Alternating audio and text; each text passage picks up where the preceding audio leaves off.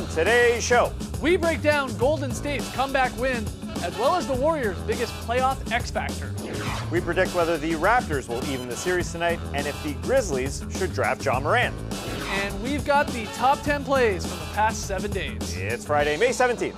The starter starts now.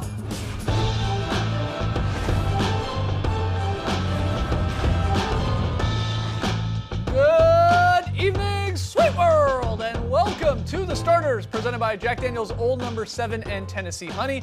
I'm Jay Skeets, alongside me as always, Tass Mellis. We got the Aussie Lee Ellis, and over yonder, that's the bearded one. That's Trey Kirby. Hey, Hey, yo! Trey, what's up on a Friday? well, I'm here at the internet looking for your best tweets at #TheStarters. We'll talk playoffs in a little bit, but the funniest thing on the basketball internet today was definitely Boris Diaw's Wiener Boat Boys picture. It's 4 dudes from the 2014 Spurs. Boris, Thiago Splitter, Patty Mills, and Manu Ginobili having a great time on a wiener boat, which is apparently a thing, and which Boris was happy to point out looked a lot like the famous banana boat picture. Well, that's a great update to the banana boat picture.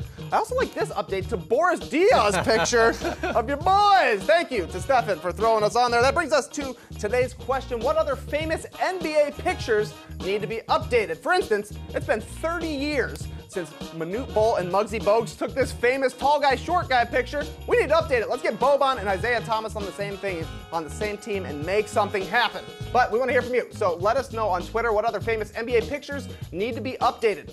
Send them to us at #TheStarters. We'll hear from you later. All right, get your tweets in on tonight's show. We're going to debate the Raptors' chances of winning Game 2 in Milwaukee tonight. We got the top 10 plays of the week. We got a very solid play, but let's start with a little what you got looking back at last night's game. Trey's going to throw some questions at us. We'll ultimately pick an answer. You got to be careful, though. Trey's the only one that has the actual answer. Let's do this. Fun game last night in Oakland, where the Warriors came back from a 17-point deficit to beat the Blazers and take a 2-0 lead as the series heads back to Portland. Steph Curry went for 37, 8 and 8 in the win, while the Blazers scored just 3 points in the game's final 4 minutes. So guys, what happened last night? Did the Blazers lose Game 2, or did the Warriors win it? What you got? No, it's a tough one. It's always a little bit of both, but I'm going to have to say the Blazers lost this one because they were in a perfect scenario. 4.5 minutes left. They're up 8. They just need one of their stars to hit a basket or two. Close the deal. Really? And they had one field goal the rest of the way, and it was on a broken play where Seth Curry banged home a 3. CJ McCollum picked the absolute worst time to go ice cold. Right. They had solid looks throughout those last few minutes, and CJ went 0 for 5 from that 4.5 minute mark on, missed all of 6 of his field goals in the fourth quarter. I say it's the Blazers because really, you're in the champ's house. You're up 8. You have to finish it. There isn't really a better circumstance that you could draw out. What, up 20? I mean, that's just not going to happen. You're almost up double digits. They hit 18 threes on this night. The ball was going in the hole. They just couldn't get a basket at the end. Well, that's true, but they also couldn't get a stop, a critical stop, really. And not only could they not get a stop, the Warriors were able to score very easily, going inside, getting layups and getting uncontested baskets. Now, of course, that corresponds differently to Game 1, where Steph was getting open threes. Instead, these guys were driving in. So Terry Stotts figured, I guess, let's not let Steph have open shots. Yeah. But instead, the Warriors have got so many options and so many weapons, they said, okay, well, we'll just go inside then and get these easy baskets and score. And that's what I felt, that the Blazers weren't able to really even clamp down and make it a tough shot for Golden State. If Clay and Steph are hitting these bombs that are deep, you kind of go, okay, you know what, that's a good shot. But when guys are just going inside, Kevon Looney are just getting easy, uncontested baskets, that's also a problem. So Terry Stotts... Don't you feel bad for Terry Stotts? I Because do. this is what he was talking about when he got all upset after Game 1 and said, everybody said, what are you doing with your defense? Why are you bringing your back way far? Why are you bringing your big way back and letting Curry step in all these threes? And he said, well, the other option is to try and trap Curry and get it out of his hands, and then you're playing like 4-on-3 basketball. Yeah. Which is exactly what they did. Down the stretch here, especially, like the gravity that Curry has out there, and the 2 bodies and 2 sets of eyes on him, just left everybody else, especially Draymond, playmaking or scoring. Yeah, their last 4 field goals were set up by Curry because there's 2 guys on him. He didn't score. He didn't score once in those 4 field goals. He set guys up. He only had 1 assist. He had a lot of hockey assists. Right. But yeah, they had to go to him. That's the beauty of Steph, and that's the difference, I think, between the KD Warriors and the Steph Warriors. There's a lot more of that happening out there rather than the ISO ball. So what do you think? Ultimately, though, you like how the Warriors... I'm going with the Warriors just because I think they picked them apart on the defensive end and they got those easy baskets. And certainly the Blazers did go cold, but ultimately I think, the Warriors, we've seen this story before where they just get a little bit of a burst, that crowd goes crazy, and then they're very, very hard to stop. Yeah, I think that's the interesting part to me. It's we've seen that story before with the Warriors, but it's a while ago. It's sort of back to that 2015, sort of 16 iteration of the Warriors when there was no KD, where it was that third quarter explosion, especially when they're at home, where they might be down big, down 15 at the half, then it was 17 like Trey said, and then, in the blink of an eye, what it felt like at least, is they suddenly are in the lead. Because, they're getting stops, they're going the other way, they're hitting threes, Clay's going crazy, and it's like suddenly they have the lead. And like that to me was like, wow, I remember those games from the 2015 Warriors, again, 16 when they were in their mix there. And that's what happened always, it felt like, in the third quarter. So, I think the Warriors, I guess, won that part to me when they got back in the game. Then the Blazers fought, and then they sort of gave it away at the end and lost it. That was a golden opportunity. Trey, you're the only one with the answer, though. What's the answer? I think the Warriors won it as well. Between the third quarter blitz and the way they kept making winning plays down the stretch, that looked like a championship team, which they are. Moving on. Steph and Clay outscored Lillard and McCollum 61-45, but that's not the only reason Golden State won. Draymond Green put up 16, 10, and 7 and had 5 blocks. Andre Iguodala and his crazy hands sealed the win with another classic Iggy strip. Guys, who's the bigger X factor for the Warriors, Draymond or Iguodala? What you got? Man, asking the tough questions here tonight. I like this one. Classic strip, but also a classic celebration there from Iggy just to run off up the court there like that. Yelling at his own hands. Yeah, he's great. I'm going to choose Draymond Green because this year he actually looked bad by his standards. He looked a little bit out of shape and he just wasn't having the same impact that we've seen him in the past. Wasn't an all-star. Certainly won't win Defensive Player of the Year. But if you were to now pick a playoff team, all-star playoff team, and a defensive player of the playoffs, he would certainly be in contention for that. And you know what? He's actually managed his body really well this year. We're talking a lot about load management. Well, the last 6 weeks before the playoffs started, he said, right, I'm getting into shape, I'm going to get ready. And you can tell. Yeah. He looks like a different player out there altogether. So I think it's Draymond Green because he has taken them back to that team that was, again, back in 2015-16, where he was that all-defensive type player. And the impact and the results there are easy to see. I agree. The bigger expletive, Andre Iguodala yelling at his hand, the mother effers. But the guy who's involved a heck of a lot more without Kevin Durant is Draymond Green. He is the guy that facilitates. Now, we're back to this 4-on-3, and that's exactly what was happening. In this series, Draymond Green is third in scoring on the team, behind Clay and Steph. He's second in assists, behind Steph. And he's third in usage rate, behind Clay and Steph. He gets involved the most. And, we can argue about defensively who's involved most, but Draymond Green has to do a lot on both ends. Andre Iguodala is a little bit more of a hangout on the perimeter type guy on the offensive end, just wait for everything to happen. Draymond Green is the center of the offense again. I have to agree with you guys. I think it is Draymond. I mean, he had 5 blocks in this game alone, and then all the playmaking and facilitating. But Andre Iguodala, I mean, he maybe saved the game. We don't know what happens if Lillard rises up. We've seen him hit big shots before, and it's in the final play. He was aggressive out there. He knew what's the worst that happens. I maybe get called for a foul before Lillard shoots. We send him to the line and we play the free throw game. So he was super aggressive, very handsy. He's got some of the best hands we've ever seen, I think, in the NBA from a perimeter defender. And then he timed it right. And, some people, I know Blazers fans, and even Lillard said, there was a lot of contact. There was a lot of contact there. I think Lillard was initiating some of it, and then he sort of fumbled the ball. But, again, Iguodala, he's just so much smarter than most guys out there. He knows the score. He knows the time. He knows what he can get away with. He knows when he can be a little more aggressive. That's exactly what he did. He picked a spot. And then, when he did the swipe, the block/steal, whatever you want to call it, that part was clean. It's all the little stuff before that, but an unbelievable winning play. And he didn't have a great game 2. He hasn't even had a great game 1 offensively. But throughout the playoffs, I mean, he's shocked. He's surprised a lot of us. Yeah. Draymond Green, we know he can be elite, especially defensively, if he locks in and he's in shape and all that. We didn't really know with Iguodala. It's does he still have anything left in the tank? And absolutely does. Hitting threes and playing obviously great defense and dunking left and right here. Yeah, Draymond Green and Andre Iguodala.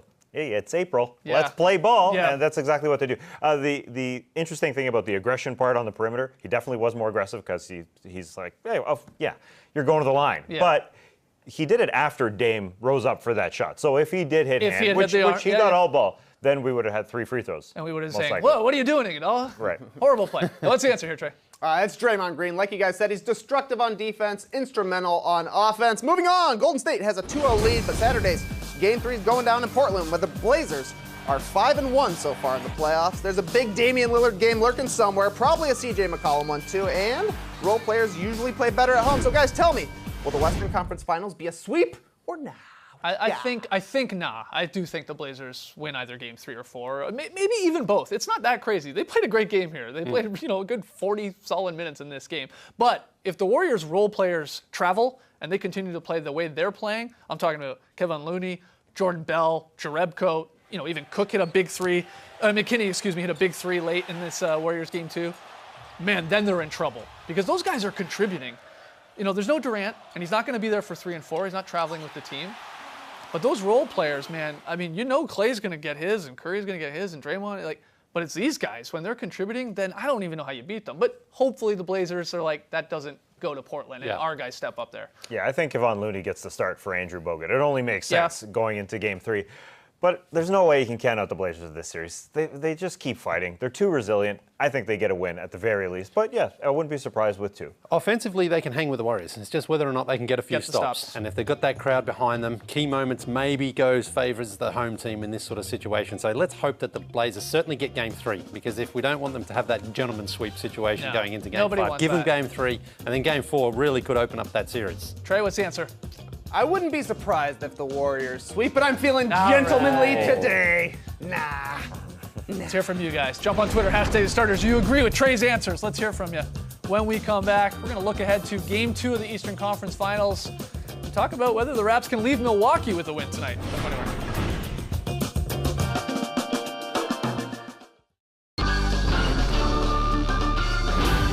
The Starters is presented by Jack Daniel's Old No. 7 and Tennessee Honey.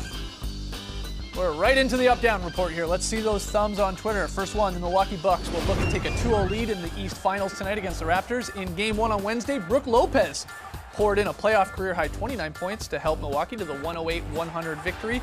Kyle Lowry was great. Kawhi Leonard contributed, but that was about it for the Raptors. So guys, up or down on the Raptors' chances of winning Game 2 tonight? You better go up. Everybody go up. What is going on? The heart says yes, but the head says no for me. The Bucks played a bad game. They did. Good teams bounce back from bad games. The last time they played a bad game was Game 1 of Round 2 against the Boston Celtics, when they also had a bunch of days off. In Game 2 against the Celtics, they had a 20-point win. I just feel like they're going to play a heck of a lot better, and it was a really close game.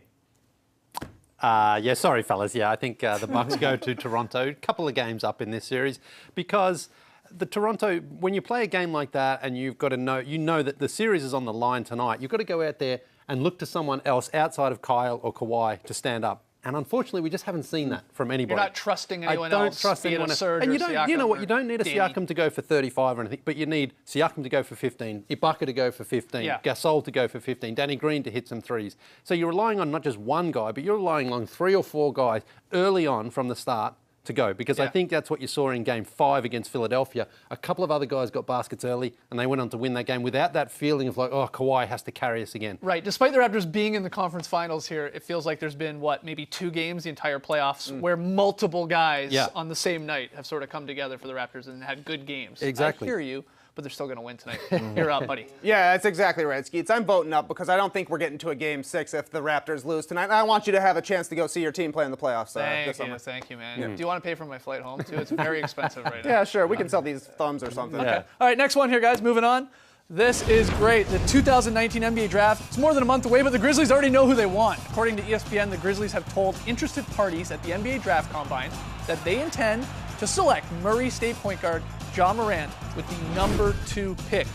Guys, are you up or down on this report that the Grizzlies are going to draft Ja Morant at number 2? Thumbs up, thumbs up, thumbs up. Don't overthink it, Grizzlies. I think this guy, if Zion wasn't in the draft, I think this guy would be the clear number 1. The Grizzlies don't have to do really any research. And no worry with having Mike Conley. No, well, it's good to have Conley there. I mean, he can sort of help show them the ways, even if they do decide ultimately to move on from Mike Conley. It's a good initiation there for him. But yeah, I don't know all that much about college basketball, but I know this guy was talked about a lot. And the highlights I've seen, he looks like he could make an impact from the start. So, well, let's hope that the Grizzlies do a little bit more research than you've done on it, besides just watching a few dunks. But I do think it's a nice fit for the Grizzlies. I think he'd be a perfect fit next to Jaren Jackson Jr. And I also think it's kind of poetic that if Marc Gasol leaves and if Mike Conley gets traded, instantly they already have a point guard and a center to replace the two of them. It's grit and grind 2.0, perhaps. Right. You fill the important positions. What are they, drafting based on position? No. I mean, they're the Grizzlies. You just draft the best player. If he's second on their draft board, you draft him. And Mike Conley, at some point, he's got to move on for the betterment of him and the team as well. I think they have to deal him just to get a package. Final one, guys. According to ESPN's Jackie McMullen, Pelicans owner Gail Benson has made it clear not to deal Anthony Davis to the Lakers. AD to the Lakers over my dead body is what apparently Benson said. Now this has made its way back to Gail Benson, and she laughed at the report, calling it totally absurd and completely untrue. Well, here we go. But are you up or down, if this is true, that are you up or down on the Pelicans refusing to basically do a deal with the Lakers? The idea of like, no way. No, they should do a deal with whoever's got the best package. But if Gail really wants to refuse it, sure. I'm good for it because it's a good story for us and because I like hard-headed owners. But no, they're gonna do the best deal for them. Yeah, I mean, just use the Lakers as leverage against other teams. Right. Well, just say, you know what, the Lakers are offering us this, plus their number 4 pick, and so why not? We can. Why take a team out of the exactly? Why take them out of the running? And also, if you really are mad at the Lakers, perhaps you can figure out another way to embarrass them. String them along even longer. Yeah, sure, we'll take your number 4 pick. We'll take all your good guys, and then just trade with somebody else. Stick it to them twice. Wow. All right, let's hear from you guys. Jump on Twitter, hashtag the starters. Thumbs up or thumbs down on all 3 of those questions. We got to take a break. When we come back, it's nothing but thumbs up for the top 10 plays of the week. Don't go anywhere.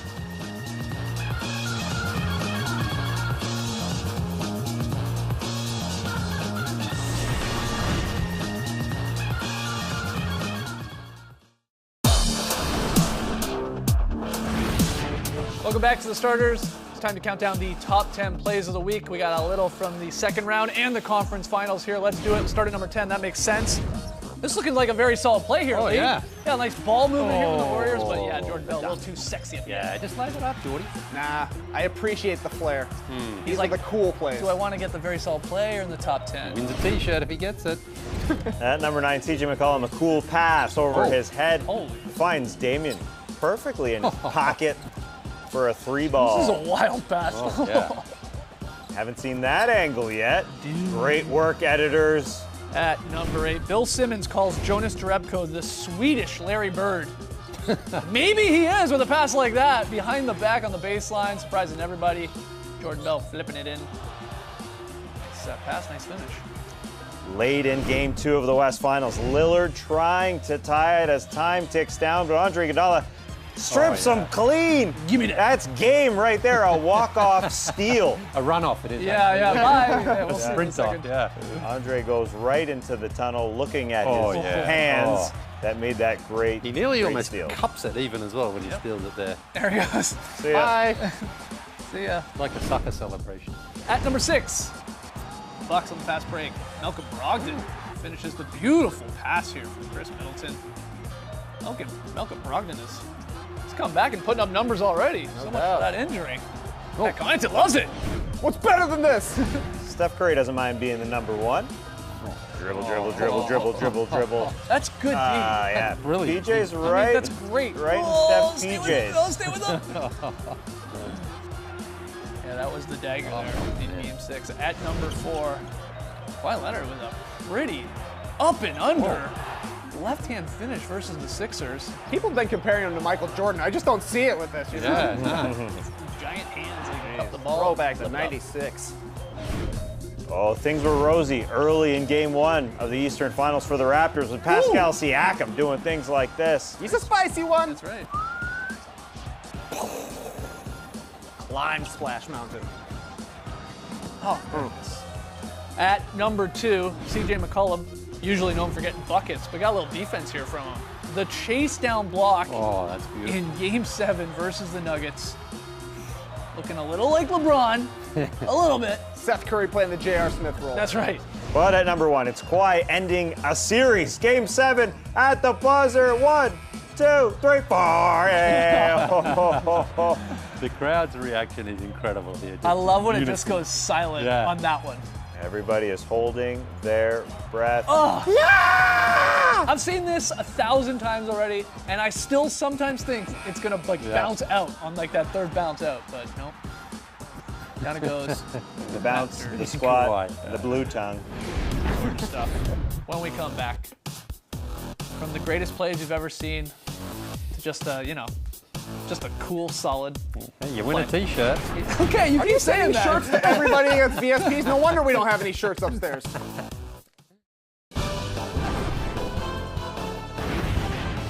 he is. Giannis Antetokounmpo coming in for Game 2 of the East Finals. Trying to go up 2-0 on the Raptors tonight. That game on TNT. Getting started at 8:30 p.m. Eastern. Quite soon. Can't wait. All right, we asked you, what's an NBA pick that needs to be updated? Hit us up on Twitter. Yeah, what do you got? Guys being dudes. Some great suggestions. Sam says, update this one. Don't know how you can improve on perfection. Maybe we'll see it tonight, right? Skeetsy. That's right. Jadon says, this with Luka and Kristaps. Make it happen, Cuban. Seriously, they should make that happen. That's right. Yeah, also, let's see Westbrook pull off the Kobe Bryant Urban Pilgrim look. Incredible. Emil wants to see the 96 draft class picture updated every year with the current draft class. That'd be great. That's a historic class. How about this? This NBA pick needs to be updated with Embiid and Jokic because they're the two best big men today. They would be way more fun. I can see how that would be true. The Lakers need to update this pick if they form another super team this summer. Some people want to see somebody else pull off the Tim Duncan drip, a.k.a. the Lee Ellis drip. And I don't know if this counts as an NBA picture. What the heck is this? But Bill upstairs threw Skeets' head on a body holding Grumpy Cat. R.I.P. Grumpy. Yeah, rest in peace, Grumpy Cat. Rest in peace, Sad Skeets. We had some crazy news here. This was breaking just before the show. The NBA announced today that Tyreek Evans has been dismissed and disqualified from the league for violating the terms of the NBA/NBPA anti-drug program. He's going to be out for 2 years. He will be eligible to come back maybe in 2 years to be reinstated. We find out. Lately, very solid play. Yeah, the Super Jesus once sung a song called Gravity, and last night the Warriors were singing it. There it is on Steph Curry. Beautiful feed from Draymond to Iggy. That's what I call a very solid play. They're from Adelaide too. Very solid. Could have Also gone with solid. John Mayer, but whatever. Yeah. We got a new drop podcast for you. It's up there. Go download it. We talked about the conference finals, our best trade packages for Anthony Davis. And after we all had dinner together last night, Lee had some interesting ideas on how to sell more goat in restaurants. Interesting description on the menu though to put goat. If you put lamb, it's like, oh, lamb. But goat to me is like goat. What are they What do supposed you to want? put? Just say lamb. Just say lamb. They're different animals. They won't know the difference. Well, you wouldn't know the difference. You don't think so? Nah. If someone put a piece of lamb on a plate, you just go, yeah, great. But you didn't order the goat because it said goat. Yeah. If it said lamb, How was the I'm in. goat? It was fine. Not lamb, was it? No, but how was Lamb your would have been fish or great. whatever you had? It wasn't No, that I great didn't know. either. I had duck. Oh, yeah, right. Why do you say duck like that? Say it again. Duck. All right, embrace the Did someone weekend, guys. step on Go a around. duck?